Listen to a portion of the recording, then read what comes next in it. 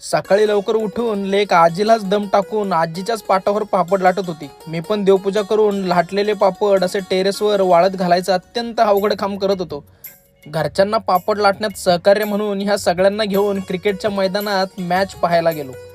यांना इकडं खायला असा खाऊ देऊन मी क्रिकेटचा आस्वाद घेतला. इकडं लेक झाडाच्या पाया पडून त्याला अशी मिठी मारून काहीतरी बोलून पळाली आणि घरी आल्यावर चौकोनी चष्मा घातल्यामुळे मी बनवलेला पापड पण असा चौकोनीच झाला होता. आणि अत्यंत मेहनतीने लेकीने पण बनवलेला पापड गोल न झाल्यामुळे लेक त्या पापडावर लय म्हणजे लय चिडली. नंतर लेकीला झोपू घातलं आणि चहा पिऊन जिमला गेलो आणि आज बॅक आणि बायसेप्सचा वर्कआउट केला. आणि घरी आल्यावर श्री रामचरितमानस वाचायला घेतलं. हे भारद्वाज, विधाता जेव्हा प्रतिकूल होतो तेव्हा एखादा धुलिकन मेरू पर्वतासारखा अवजड व चिरडून टाकणारा होतो. बाकी काय हो.